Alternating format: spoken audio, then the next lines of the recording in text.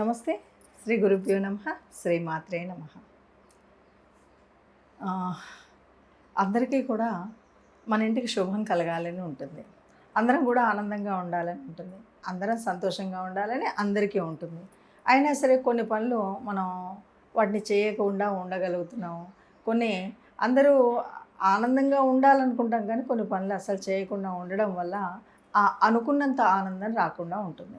ఏం చేయాలి అంటే ప్రతి ఒక్కరు కూడా ఉదయం లేవగానే మనం చేసేటువంటి పనులు కొన్ని ముఖ్యమైనటువంటి పనులు 4 పనులు మనం ఎంచుకొని ఈ పనులు తప్పనిసరిగా చేస్తే మనకి ఆనందంగా ఉంటుంది, ఇంట్లోకి మంచి పాజిటివ్ ఎనర్జీ వస్తుంది అన్న విషయం అనేది గుర్తు చేసుకోవాలి. ఏంటి అంటే చాలామందికి ఒక చెడు అలవాటు ఉంటుంది. మనం బయట నుండి రాగానే చెప్పులు ఎట్లా పడితే అట్లా గుమ్మం ముందు వదిలేస్తాం. ఇది చాలా తప్పు, చేయకూడనటువంటి పని. ఎందుకు అంటే ఎప్పుడు కూడా ఊరంతా తిరుగుతూ వచ్చినటువంటి ఆ పాదరక్షలకు అనేక రకాలైనటువంటి నెగిటివ్ ఎనర్జీని తీసుకొచ్చేటువంటి అవకాశం ఉంది. కాబట్టి ఎక్కడ పడితే అక్కడ ఆ చెప్పుల్ని ఇష్టం వచ్చినట్టు గుమ్మం ముందు వదలకండి. పక్కగా చక్కగా మీకు వీలైతే షూ ర్యాక్లో పెట్టుకుంటే, లేదంటే కాస్త పక్కకి నీట్గా ఒక వరుసలో సర్దుకుంటే చాలా మంచిది. దీనివల్ల మనకు సగం చెడు తగ్గుతుంది.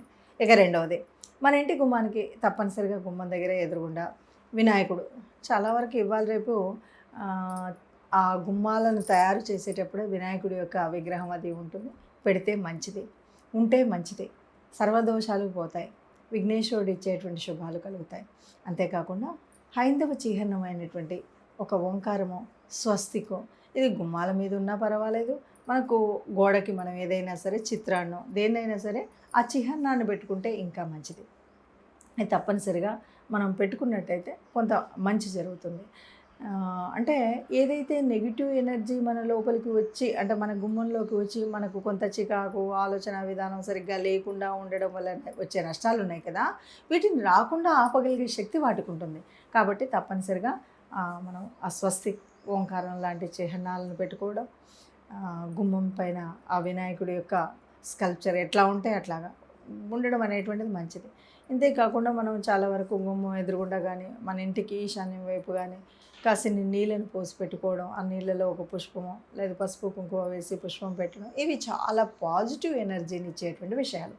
ఈ విషయాలు అంటే వీటిని కనుక మనం సరిగ్గా చేసుకుంటే, మీరు అలా చేస్తూ చూడండి, ఒక నెలంతా మీరు ఇంతే ఏకాగ్రతతో తప్పనిసరిగా చెప్పులను ఒక పక్కన ఇప్పడం, గుమ్మానికి ఎదురుగుండా కాకుండా చక్కగా ప్రతిరోజు కూడా ఈశాన్యం వైపు కొన్ని నీళ్లు వేసి అందులో పసుపు కుంకుమ పువ్వు వేయడం, ఇలాంటివి వేసి చూడండి. దీనివల్ల ఏ నెగిటివ్ మాకు స్వస్తికు ఓంకార్ లేదు, కనీసం గోడ పైన కాస్త గంధం అద్ది కుంకుమతో చక్కగా ఓంకారాన్ని స్వస్తికను దిద్దుకోండి. దానివల్ల మన యొక్క నెగిటివ్ ఎనర్జీ బయట నుండి ఏదైతే వస్తుందో అది అక్కడే ఆపబడుతుంది. పాజిటివ్ ఎనర్జీ మాత్రమే ఇంట్లో ఉంటుంది. ఎప్పుడైతే ఇంట్లో అంతా కూడా పాజిటివ్గా ఉందో చక్కటి ఆలోచన విధానం, ఒక సత్సంబంధము అన్నీ కూడా సరిగ్గా ఉంటాయి. ఈ రకంగా ఉన్నట్టయితే మన ఇంట్లో ఆనందం, సుఖం, సంతోషం ఉంటుంది. కాబట్టి ఈ రకంగా మీరందరూ కూడా ఈ నియమాలను పాటిస్తే తప్పకుండా ఆనందంగా ఉంటుంది. మనకి ఎట్లాంటి చెడు మన ఇంట్లోకి రాకుండా మనం ఆరోగ్యంగా, ఆనందంగా, సంతోషంగా ఉండగలుగుతాం. నమస్తే.